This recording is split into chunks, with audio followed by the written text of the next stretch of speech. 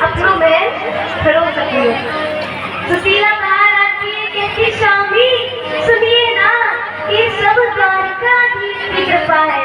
हमने बोला था ना अजमेरा कहा मानो पिया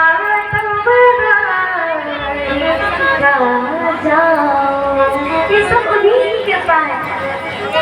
अब तो सुदामा जी उसी महल में रहते हैं, भगवान करते हैं।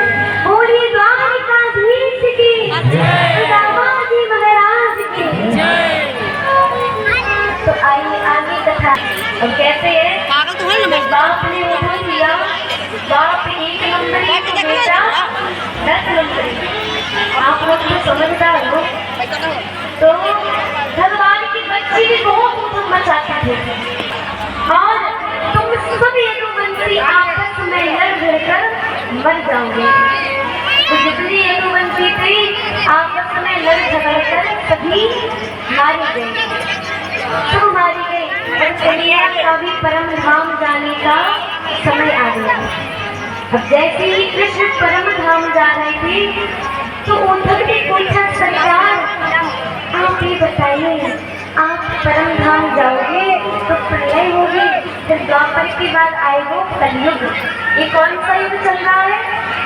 ठीक बोलो। तो उद्धव ने पूछा सरकार ये बताइए, आप कलयुग में लोगों को कैसे मिलेंगे, लोगों को क्या करना पड़ेगा जब आप मिलेंगे? तो कन्या ने बताया लोगों को मैं ज्ञान वैराग्य से मिलूंगा, ज्ञान वैराग्य भाग त्याग। और ज्ञान वैराग्य भाग त्याग कब आएगा?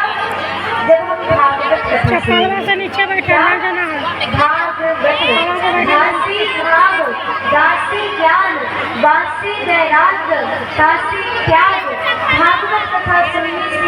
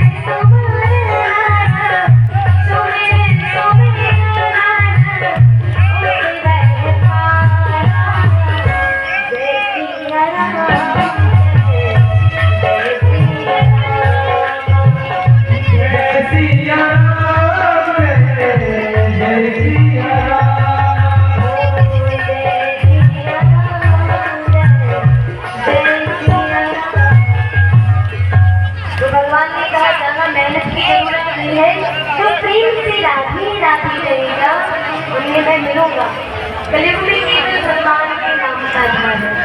ऐसा कहकर भगवान एक पेड़ के नीचे बैठे थे। एक बहेलिया आता है, भगवान को बाण मार देता है। भगवान परम धाम चले जाते हैं। बोलिए कृष्ण कन्हैया लाल की। फिर सुखदेव जी महाराज परीक्षित जी को भागवत कथा सुना देते हैं। तो सुखदेव जी कहते हैं परीक्षित हमने तुम्हें 7 दिन कथा सुनाई, अब हम तुमसे एक बात पूछेंगे। तुमने 7 दिन कथा सुनी, अब तुम मरोगे। अच्छा मैं भी आपसे पूछूंगी, 7 दिन आप सबने भागवत कथा सुनी? बोलो हाँ। 7 दिन सुनी, तो अब क्या आप लोग मरोगे? ये कोड़ी मैया कह रही है नहीं, अभी नहीं मरना है, तो नाती का विवाह करता है। सुनो प्यारे भक्तों, आप लोग नहीं मरोगे, हम कभी नहीं मरते। मनुष्य कभी नहीं मरता। मरता कौन है? हमारा शरीर। कौन मरता है? शरीर। हम कभी नहीं मरते, हमारी आत्मा तो गोविंद के पास रहती है। अच्छा भागवत कथा कितनी दिन की होती है? 7 दिन की। कितने दिन की? और प्यारे 7 ही दिन में हम आते हैं, 7 दिन जाते हैं। 7 दिन में हम जन्म लेते हैं, 7 ही दिन में मरते हैं, क्योंकि आत्मा दिन कभी नहीं बना। क्यों? 7 दिन सुनते हैं रविवार, सोमवार, मंगलवार, बुधवार, गुरुवार, शनिवार। कितने दिन हो गए?